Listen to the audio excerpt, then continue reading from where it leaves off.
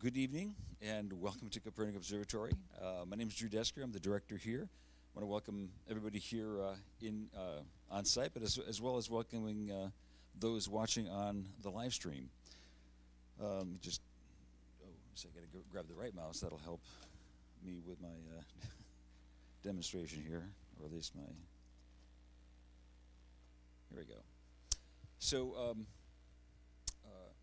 Kopernik last year celebrated its 50th anniversary of being a public observatory and informal STEM education facility, and we enjoy doing what we do. We actually have a pretty wide range of activities that we offer. You can always find those activities here on the website. Now you're going to see this Vigilia 2025.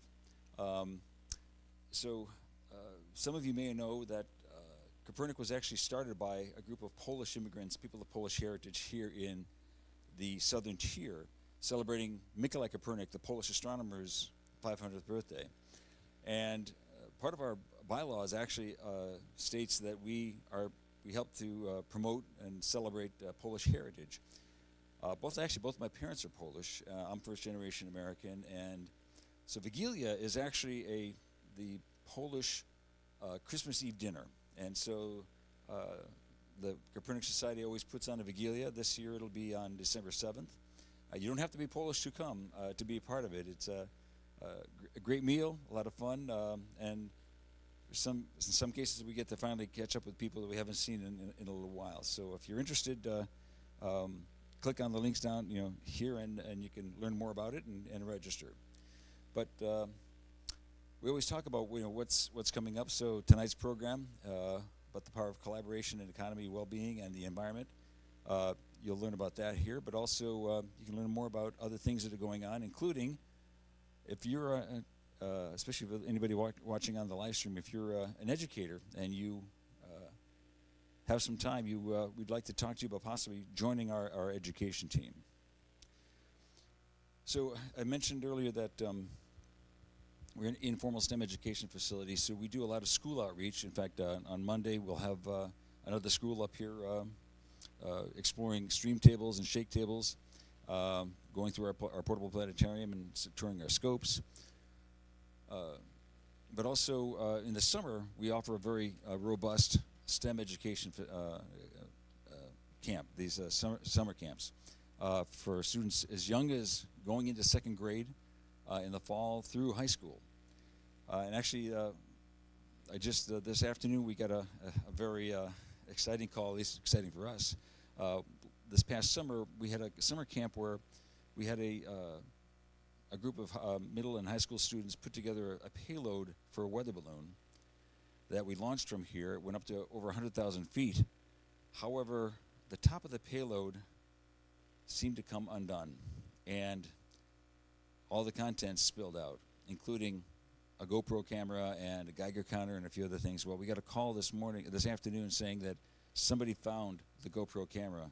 They actually looked at the video on it and found out, oh, it's Kopernik, and they called us. They'll actually be here next Friday. So we were very excited about getting that GoPro camera, but specifically getting those images back because that balloon went up to 100,000 feet. So that's where you can actually see the curvature of the Earth. So anyway, but among the things we also do here are these Friday night programs. I really personally enjoy them because it's an opportunity for us to really expand our knowledge, especially for those younger people here in the audience. School doesn't end at 12th grade or at the end of college. You should be learning all your entire life, and that's really what we're trying to promote here is lifelong learning. So if you go to our classes, programs, and events and go down to public programs, then this is what we were offering this past fall. We're talking about what in fact is happening to Saturn's ring. Is it talking about clean energy? We had our astronomy festival, Fall Skies. We had to talk about the mysteries of Easter Island. And we also had to talk about the Pantanal, an area down in Brazil, a wetland with just an extraordinary amount of wildlife there. Last week we had a meteorologist from the National Weather Service in talking about summer review and a winter preview. What's also nice is that all of our programs we offer via a live stream. We have a YouTube channel with now close to 14,000 subscribers. In fact, you can actually go to if you just go to YouTube and type in Kopernik Observatory and Science Center, you'll see the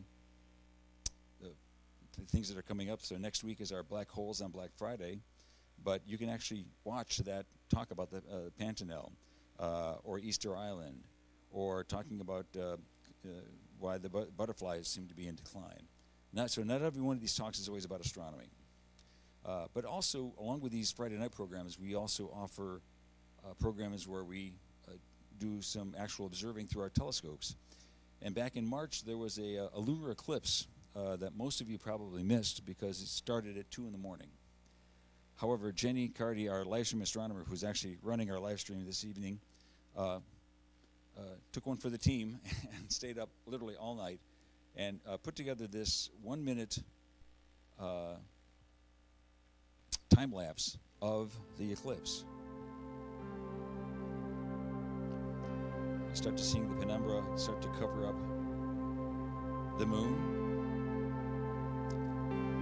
and eventually Jenny will change the exposure so that we can actually see the eclipsed moon.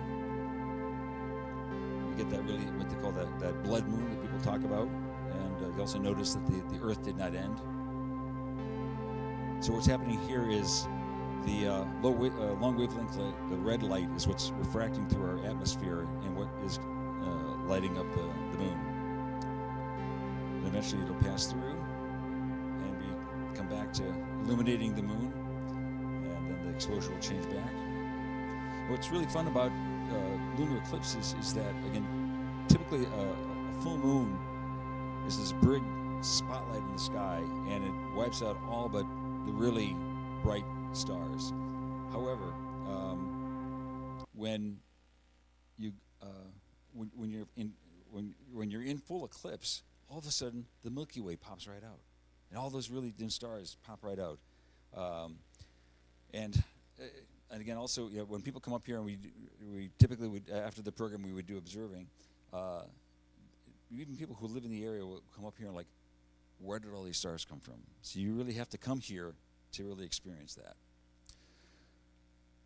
But anyway, we are now going to transition to our speaker. But I'm going to actually have our Director of Education, Dr. Laura Lamish, who has worked with our speaker in another capacity, do an introduction of him and a little bit about the work that we do here. So, hi everybody, and it's good to be here, Jeff. It's great to introduce you.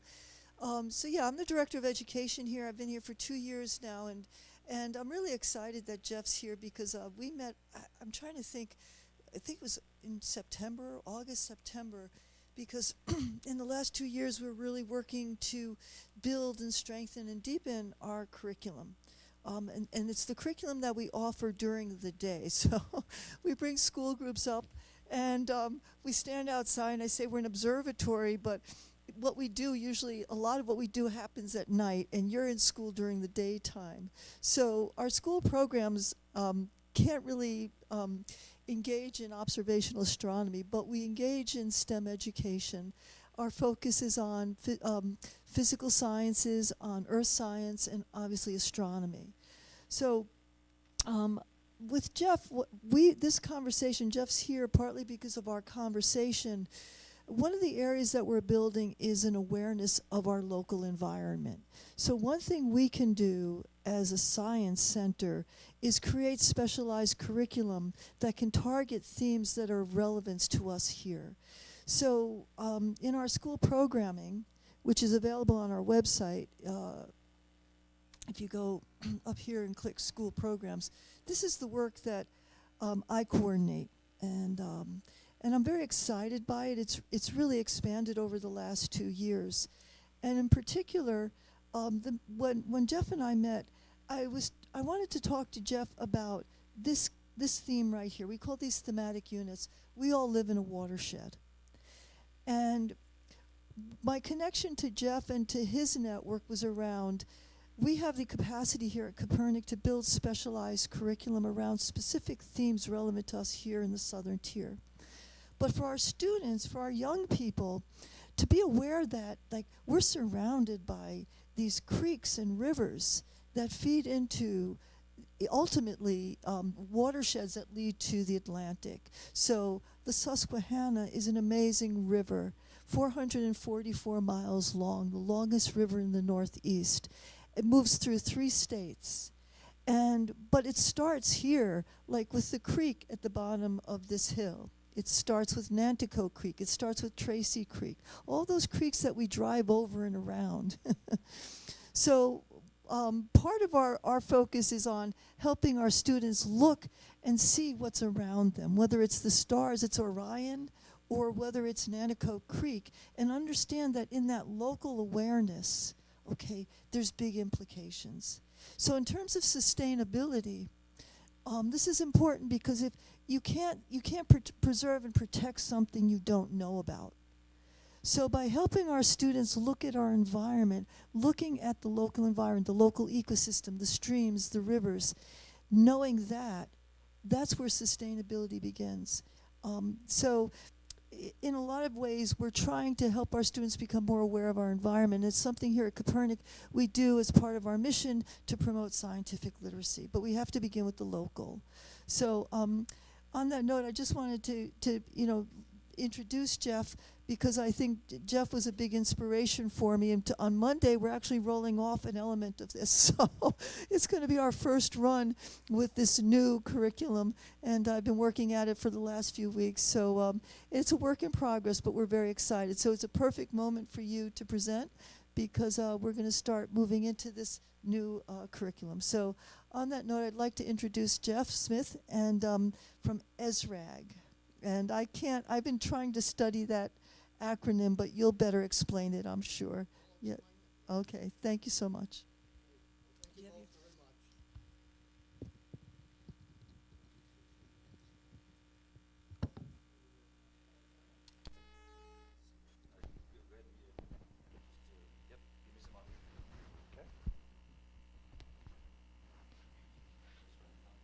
much. Okay. Well, thank you very much for the introduction. We're very much looking forward to working with the Kopernik Observatory. One big item is STEM education. STEM education is key to the future of our region, and we're going to get into that in a little bit. The other thing is in environmental sustainability, as Laura mentioned. We have a big focus on watersheds, and the education and programming that she's providing to our schools and teachers is going to be elemental in our long-term plans. So we're very, very happy. We think our region is really blessed to have an observatory and science center. All of our kids are making their way here, and the younger ones will be in the future.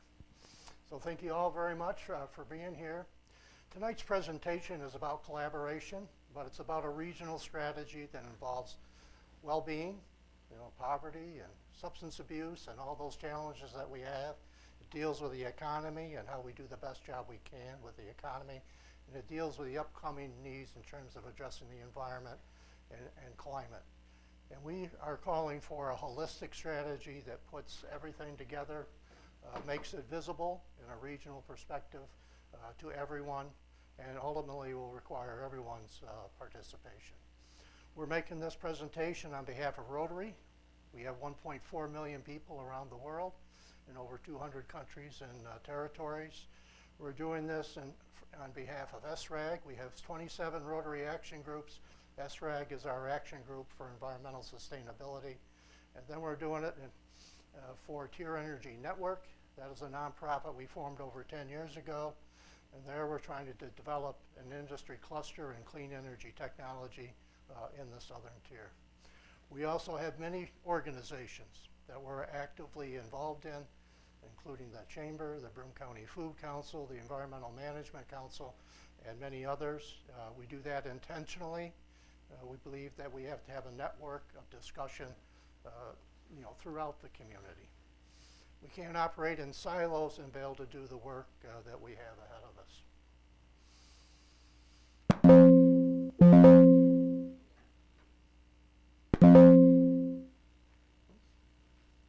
The other way, okay.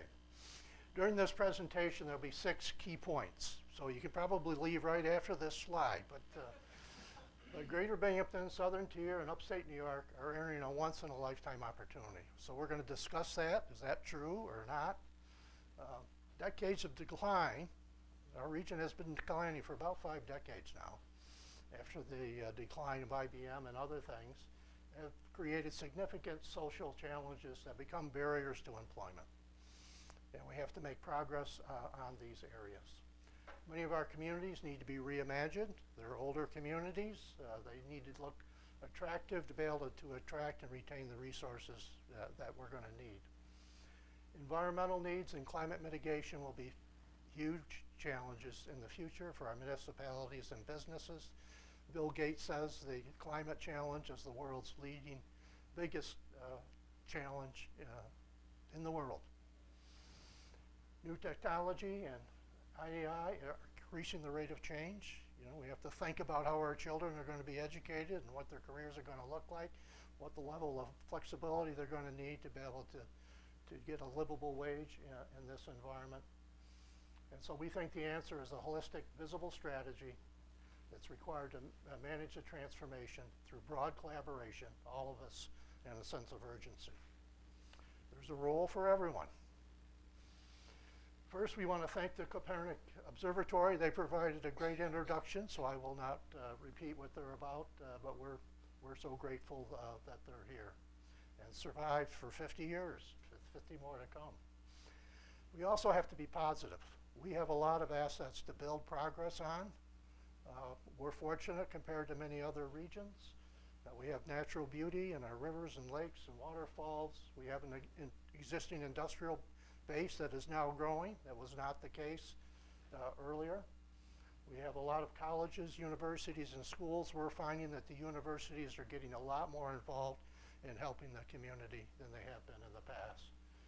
We have a regional network of incubators that did not exist over 10 years ago. We have a highway system location in Northeast Market. We now are home to 2 new federal tech hubs, one in the Southern Tier for battery storage, the other along the thruway for semi-conductors. New Energy New York is a significant collaboration led by Binghamton University that focuses on developing the battery industry and the supply chain for that. We have a growing venue of arts and culture and organizations like this. And when we look at climate risks, actually our area has limited climate risk. The main risk we have is flooding from our rivers. But many other aspects of climate are avoiding our area. In fact, Buffalo is now starting to promote their area as a place for folks to migrate to that are facing climate risk. I think our area is better than Buffalo, but you know, we can change. And we have lots of regional and local nonprofits. How many nonprofits in Broome County?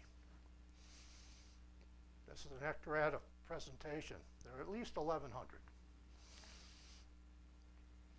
I use this slide to kind of put our social challenges in perspective. This is for Broome County, but it largely reflects the entire upstate region. And from the 1900s to 1970, we were grown by leaps and bounds. Even during the Depression, our hiring rate did not decrease. A lot of that was through immigration. George W. Johnson would actually go to Italy to bring workers here. And then in the early 1970s, manufacturing changed and it was being offshored. We had a painful decline. Most of us have children or grandchildren that left the region to get higher paying jobs during this period. And it's been going on for about 50 years. In addition to the dropping population, the level of job wages also greatly reduced during this period of time. It's much harder to get and develop a livable wage in this region than other regions. All these folks were moving to North Carolina and other locations. With this decline, we have significant social change. The level of poverty back in 1970 for our area was below state and federal average. Today, we have one of the highest levels of poverty in upstate New York. And upstate New York has some of the highest level of poverty across the country. With that comes, substance abuse and other social challenges, lack of housing at all levels, lack of affordable daycare that allows folks to be able to work, and many things. 1 in 5 children in our region live in a family facing food insecurity. Now that's an embarrassingly high number. And these challenges become barriers to employment.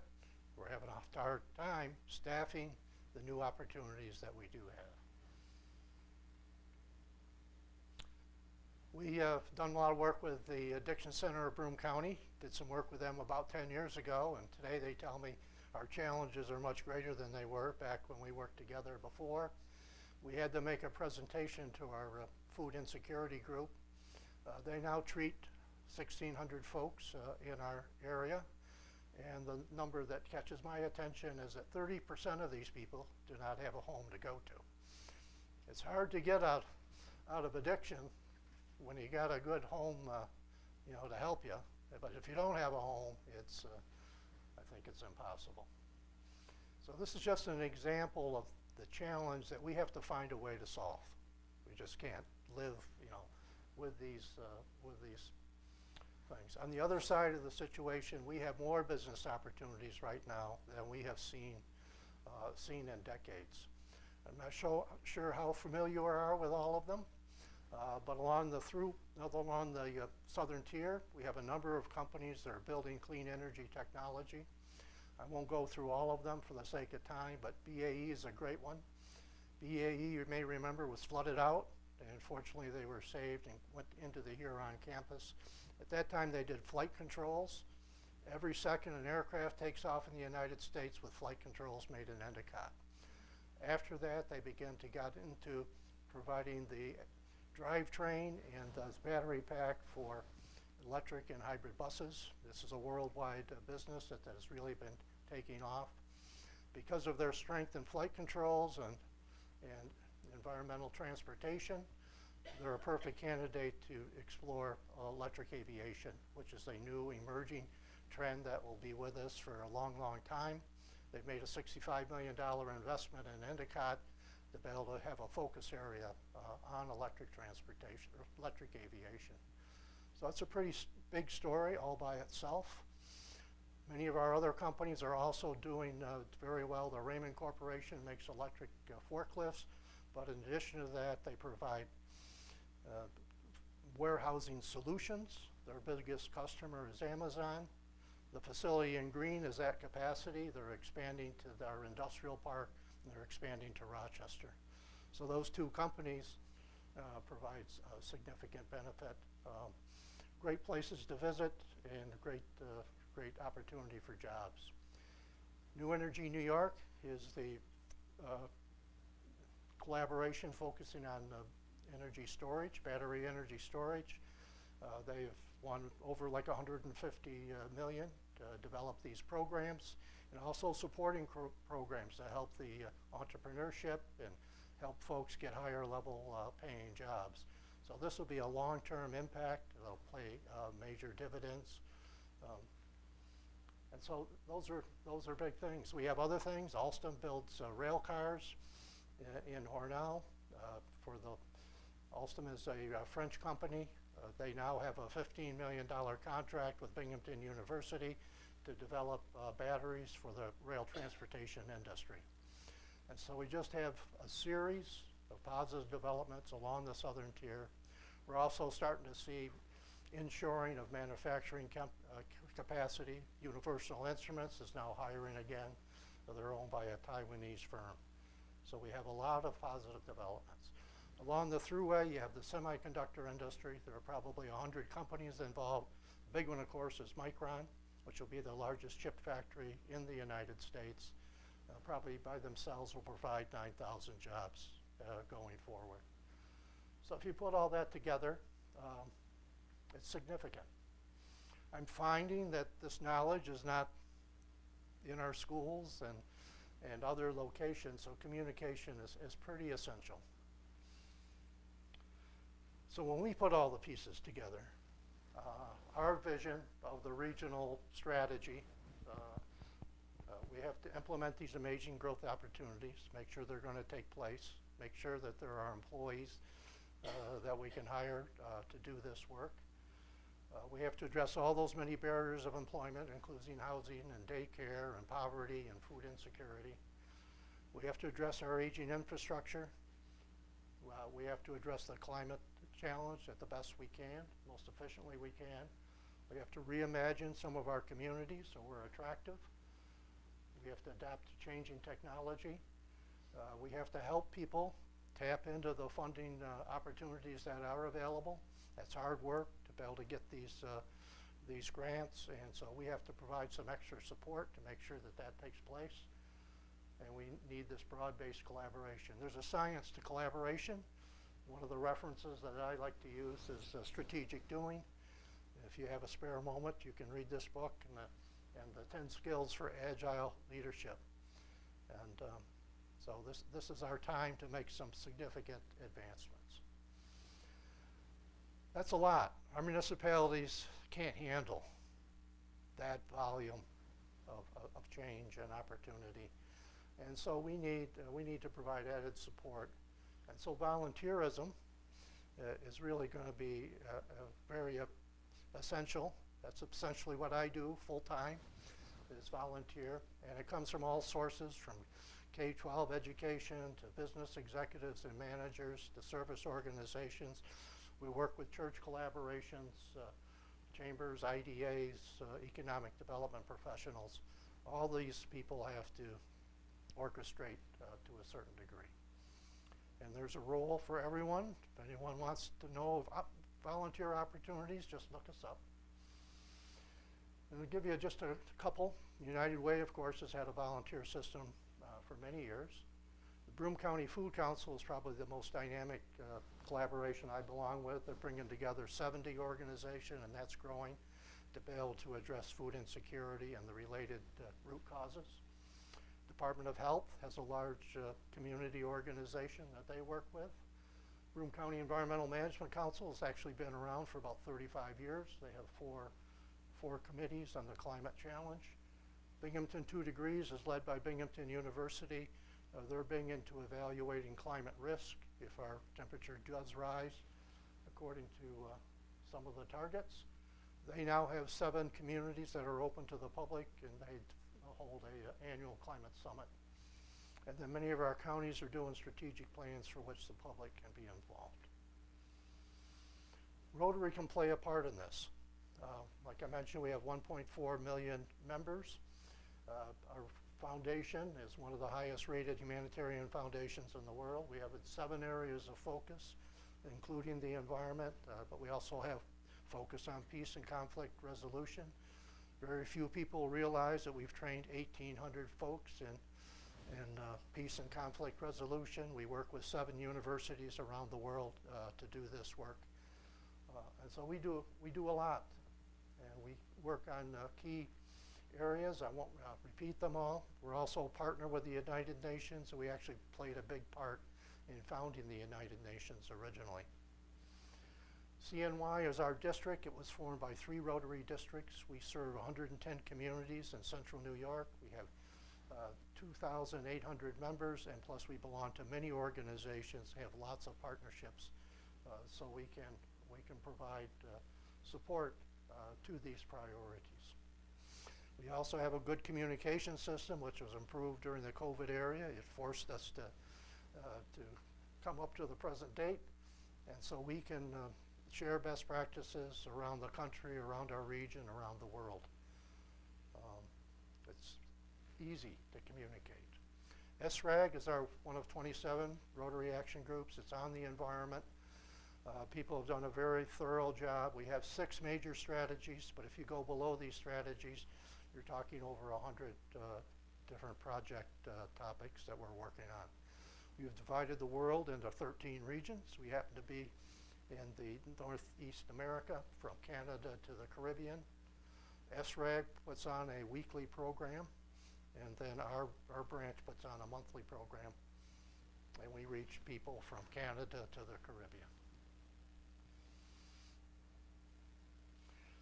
We develop special programs, Million Solar Panel Challenge. So we use that to support Help for Humanity. They're one of our partners, so we provide solar panels on Help for Humanity Habitat for Humanity housing projects that helps reduce costs. We have Operation Pollination. You had the butterfly. 90% of the monarch butterflies have been reduced over the past several years. All pollinators have been reduced by 40% in the world. So there's lots to work on. And we do a lot of work with watersheds, rivers, oceans. Eco Action Clubs, that's where we combine Rotary folks with environmental folks or students to work on specific projects. I won't go into detail on 10, but we're more of a technical and business development skills. We have project management, utility operation, energy markets, and many other skills, finance. And those are the areas that we work on, and we support many other organizations, including Rotary. So we're going to talk about 4 projects. As an example, I picked that's the watershed, the Susquehanna watershed that Laura was talking about. And since Rotary is everywhere, our focus is the entire watershed. The river is 444 miles. Here's your next question. How old is the Susquehanna River? Go back to the last ice age? No, the Finger Lakes do, and the Great Lakes do. But the Susquehanna River is the 5th oldest river in the world. It goes back before the dinosaurs at 300 million years. So this little river I've been paddling in, and I never knew it, is one. So there's a lot of historical significance with the Susquehanna River. We're very thorough. We collaborate. So we identify all collaboration partners and also environmental projects by county. We have, like for Delaware County, a several page list. We haven't got all the counties done yet in the New York portion, but we will have them shortly. And so in many cases, we support or collaborate.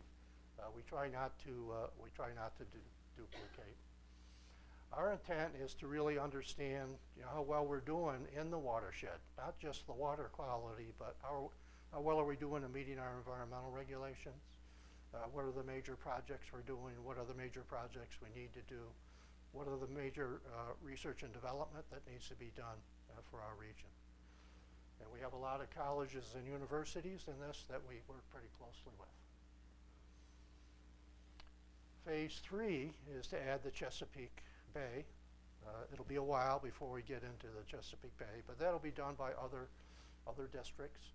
But this provides ESRAGE a view of an entire water body from the head of the river to the Chesapeake Bay. We have great watersheds in New York State. We're blessed to have a huge supply of fresh water. Next question, the Great Lakes, and they go back to the Ice Age. What % of the world's fresh water is represented by the Great Lakes?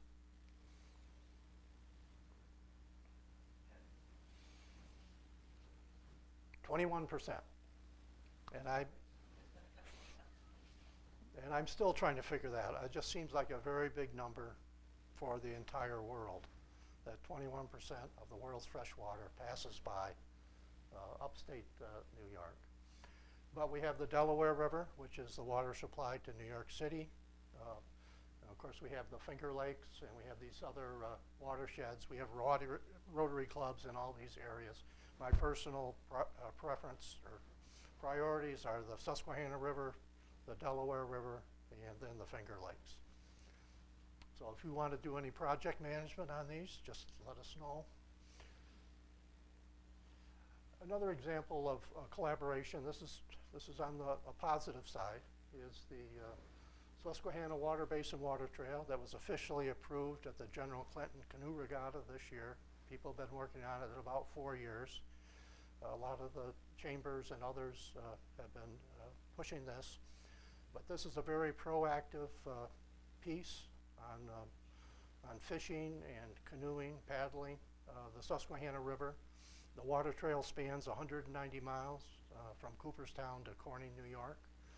If you Google paddle the 607, you'll be able to see a very good website, very positive marketing of our region.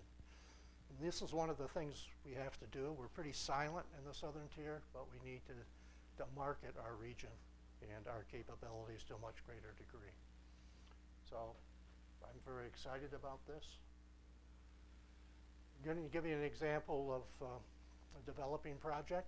This is Health for Haiti. This is started by SUNY Broome, and it was an accredited program in the beginning, but due to the violence and political instability, we haven't been able to send students there in recent years. But they would plan the humanitarian aid and then carry it out in their winter break, which is a 10-day period. This is also based on a holistic strategy between SUNY Broome and the folks in this rural community. When they started, there was no sanitation. There was no water to drink besides this polluted river. Very limited education, no energy whatsoever. And so SUNY Broome has made a lot of progress. We have a collaboration here, including Rotary and others that support this. Some of our schools provide curriculum and other things. They maintain communications. They help raise money. We have several churches that are involved. They now put on an annual dinner, Haitian dinner, for the Haitian community here and for the supporters of this program. And then we have the community collaboration in Haiti. A person from Endicott Rotary is responsible for all the solar installations, for example. Education is a big one. We were training 20 people in a church. Today we have classrooms and computers, accredited teachers. They're training 300 students a year. The students now take the state testing, which they weren't doing before. This is the first time for the 9th grade. All students pass the 9th grade testing in Haiti. And so this is pretty significant. We had to build 2 classrooms on an emergency basis. And we did that for $26,000. You can't build classrooms here for $26,000, but we got it done. The other big collaboration, which you probably haven't heard about, is the Southern Tier and Cape Cod have been collaborating for over 4 years through Tier Energy Network and through ESRAGE. And we have strong environmental organizations in both areas. Some of the things that we do, we have the Susquehanna Watershed Project, we have the Ithaca Green New Deal, the Ithaca 2030 District, Finger Lakes Reuse, which has been operating for over 10 years, New Energy New York, all the clean energy manufacturing. And then the big thing in Cape Cod is the Connected Communities Project. What's special about this is that they're providing net zero solutions for carbon emissions, net zero discharge for water, and they've received over $100 million, much more than that actually, in funding, but I can't say what it is. And so these projects are actually being constructed. And so what we want to do in our partnership is to be able to scale that development, share that development with other regions and developing countries. We have some pretty powerful partners. On the education side, we have Rotary, which is everywhere. And then we have Project Green Schools, which is working with about 6,000 schools. And then we have the Carnivale Foundation in Boston, which is doing a lot of work in India and Africa. I won't go through all of the elements of connected communities, but it involves education or agriculture, workforce development, STEM development, all the traditional distributed energy resources, artificial intelligence, transportation, And so it's a whole package that is put together, and work is being done right now at a school on Cape Cod that will end up being net zero, and we'll have both the STEM and the workforce development capability. So we're excited enough about this that we're applying for the Earthshot competition. Earthshot is an annual competition in 5 areas of the environment. They award £1 million to 5 winners, and one each in each of the 5 categories. We haven't been selected yet, but we apply on a yearly basis. It's good experience. I mean, we've already raised 100 million, so I'm not sure the £1 million makes a big difference for us, but it would be beneficial. Basically, they'll pick 15 people, 15 teams, and they'll work with those teams. They'll start that in September, and then they'll try to expand the impact of those projects, and then they'll pick the top 5 winners. So we'll be updating ours. So our proposal, we have to sit back and think what would be attractive to an international competition like this. So we're going to scale the solutions that we have. We'll be scaling specifically to the southern tier. We're involved in southern Canada as well, and so we have active interest there. And then we'll provide we'll scale to developing countries. Now, things vary a lot in developing countries and communities, so there isn't one solution. And so we have to provide a holistic view. And so we have a portfolio of things that we can consider. I mean, hunger may be the biggest priority. It may not be the environment right in the beginning. One of the requirements is that we involve native populations in the work that we do. So we have some examples of that, but that's an area that we want to strengthen as we go forward. Some local collaboration. I mentioned the Broome County Food Council, over 70 organizations. This is active. We have 5 major committees. And right now we're developing a food system for Broome County, and it'll touch Tioga County to a certain degree. Ultimately, I see a food system for the entire southern tier. So we're very active. Western Broome Initiative is one of the 5. That's the one that I head up. So it's actually Enwell Rotary is heading the Western Broome Initiative. The initial focus is Endicott to Whitney Point. We have very high levels of poverty. We have very low access of food. We have lack of transportation. There's no taxi or service or Uber service in Whitney Point, for example.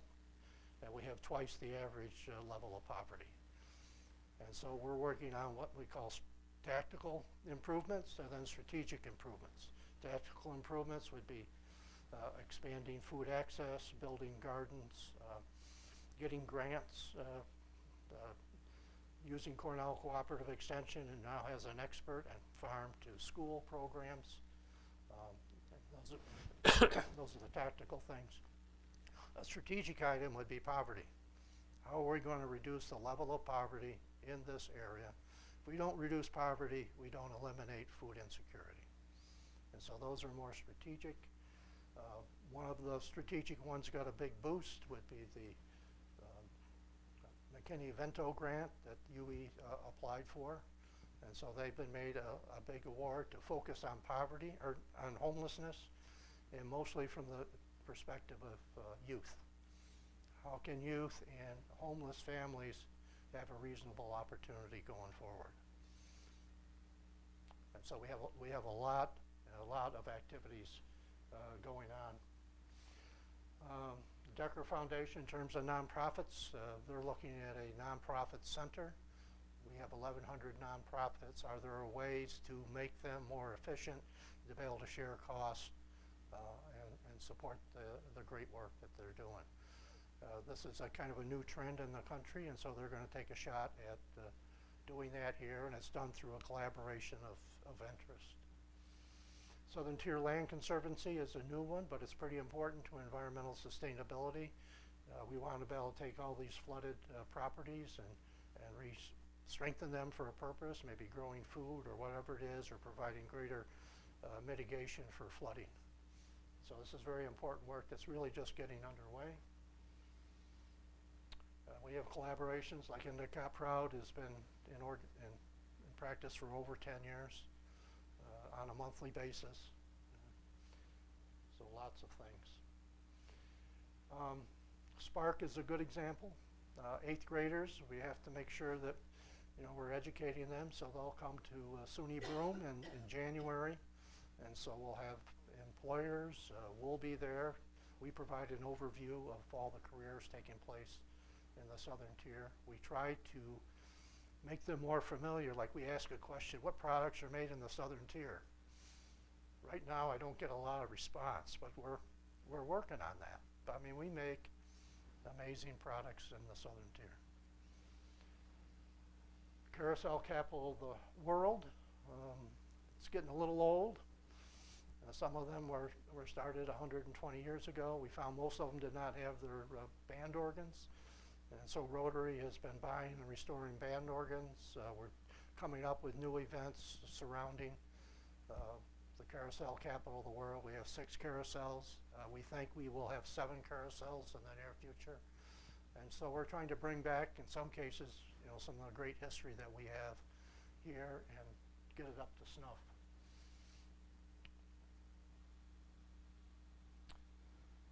So at the end here, I just want to praise the work of Kopernik. The way we look at it is we're open to meeting with all organizations and groups, and then we try to structure each one to fit their particular need. And so the vision of Kopernik is really outstanding. Laura described some of the work that is coming up, and so they're going to play a tremendous role in the transformation of this region. They're improving excitement around STEM.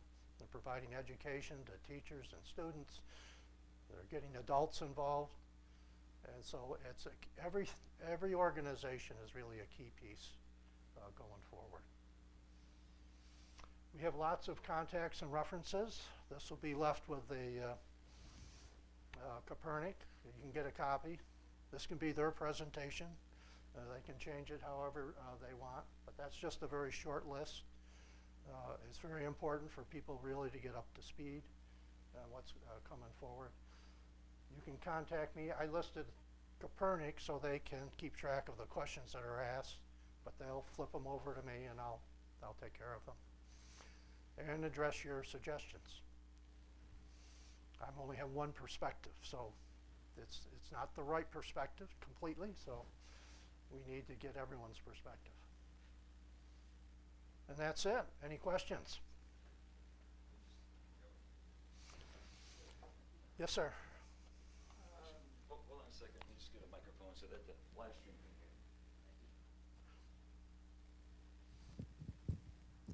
hear. Do I Phil Donahue thing? A couple of months ago, at my synagogue, our brotherhood had a program. We invited Jason Garner, the Broome County executive, to be there. And we asked him to talk about the state of the economy in Broome County. And one of the things he said is a serious barrier is that many companies are interested in moving here, but they have exceedingly high electrical power requirements. Yes. And he said it's really discouraging because when he looks out at places like NYSEG for what kind of electrical energy they could provide, it just doesn't work. Right. Okay. Well, he's correct. We have in all of upstate New York, not just the southern tier, but the electrical needs are growing up very fast. One is electrification required for climate mitigation. Like our school buses will be electric at some point. You'll find that some of the communities where the schools are located, they don't have enough electric capacity to charge the buses, to give you an example. The second thing that's taken place would be these growth opportunities. The Microns of the world, the expanded companies here, they're going to need power. Micron is a lot of power. I think it's a gigawatt by 2025. And then the third item would be the growth of artificial intelligence and data banks. These institutions require a tremendous amount of power. So all of a sudden, we do have a power shortage. It is hard to address it in New York State politically, and so there's going to have to be a lot more work, and I think we, the Southern Tier, has to get better versed in this and make sure that they've educated the state leaders and the folks that are going to make those decisions. It's harder for the utility to do it because we've been divested of generation. That was deregulation that took place when I was working. And so we had to divest. I used to work in the generation business. We had to sell off all the generation that we had. So there's changing ownership. So that requires political change if we were to get more involved and things like that. There are other smaller ways to help out, though, is like if you have more solar installations at homes and businesses. We now have some new storage batteries that are going to be much more convenient and safe. And a battery allows you to be kind of like a microgrid in a commercial establishment. We have new technology to be able to control capacity at a lot of businesses and balance the power factor. So it's going to take a lot of small items, and it's going to take some big changes. But it's a real issue. I just haven't seen the answer yet in the political. It's a political issue as well. Any other questions locally here? I mean, I really share your interest in trying to promote more solar. We have solar panels here at Kopernik, and actually we have a display that when school groups come in here that we can put up that talks about, these solar panels were actually put here back in the 1990s, and sometimes people just don't realize even if it's a cloudy day, you still can be picking up energy. Yeah. And I know, like when we had my wife and I had our house built, we decided to put solar panels on, and we now have an electric car, and so we actually power our car off of our solar panels. And I think more and more people started to see the value of that. Again, I think the prices are coming down. I think we need to think about, and work on developing, more effective, more cost-effective power storage facility. One of the things that people always say about solar power is that, it's dark out. You're not collecting energy now. Well, you just got to manage it properly. Yep. And so that's where the storage comes in. Right. And so the more progress we can make in the community, we help answer that question. Right. The other thing also that I didn't realize, again, I've been director here at Kopernik since 2011. I didn't realize there were that many nonprofits just within Broome County. Yeah, there's a lot. There's probably some duplication and things of that nature, but the work is critical.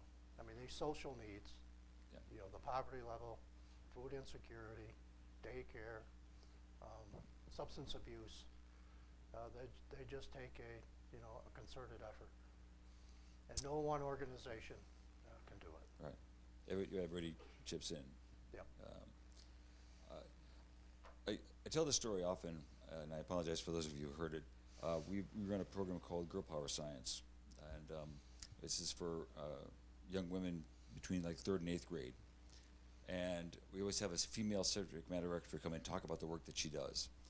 A number of years ago, we had an astrophysicist from NASA talk about the work she does using satellite data to look at climate change. And then, because it's a video conference, our girls get to ask her questions. And one of the girls asked, "How did you get interested in astrophysics?" And her answer was, "Well, when I was in college, I was an English major, but my boyfriend was a physics major." Yeah. And we'd go from observatory to observatory. I eventually dumped the boyfriend, but I kept the astronomy. Now she has her PhD in astrophysics and works at NASA.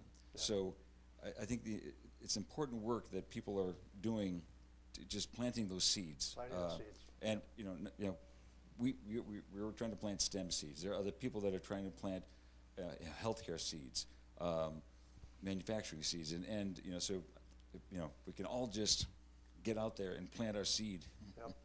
Well, speaking of girls, we have a collaboration with the Girl Scouts in the Western Broome Initiative. They lost their mobile food pantry because the church just didn't have enough resource to do it. So we formed a church collaboration. We added Rotary clubs, and then the Girl Scouts offered their location on Route 26 almost instantly. And so now we've had a food pantry there we celebrated our first year anniversary. That's great. Because of that collaboration. It Right. could not take place otherwise. Excellent. Well, Speaking of please, girls, please. we're also part of the Binghamton Baseball Booster Club. Mhm. We've been doing that for over 10 years. And so we put on a special event at the Phelps Mansion every winter, and we work with the Hall of Fame. Last year we had celebrated the Negro League, and this year we're celebrating women in baseball. So we have famous women in baseball will be our featured speaker. We'll also involve other folks locally and regionally. All net proceeds go to the National Baseball Hall of Fame. So we send underserved youth for a free special tour of the Hall of Fame. How can people find out when that's going to be happening? I will have, the flyer should be done as we speak. Okay. And great. I was going to include it, but I didn't Alright. get it in time. So I'll send that out. All right, great, fantastic. Well, unless there's any other questions, thank you so much, Jeff, for your Anytime. presentation. I apologize for the lack of viewing tonight, but we'll ask you to come back on another night when you can, in fact, look through our scopes. And next week, we're going to be running our standard Black Holes on Black Friday program, and so please come back here if you're in town for our Black Holes on Black Friday, and we'll have another couple of programs in December. One is actually in December 5th will be Science and Religion and its consilience around climate change. We'll have a couple of Fridays where we're running a movie called The Star of Bethlehem, talking about what will actually happen in the skies, and we can and then January and February we're sort of quieter. We'll have one Friday night in January to be determined yet, and then we always run our Winter Star Party, which is always around Kopernik's birthday, which is February 19th, but our Winter Star Party will be on the 21st. So, and then starting in March, every week again, every Friday night we'll be back here. So we invite you to back, and invite those watching on the live stream to join us as well. Thank you. Thanks so much. All right. Have a good night.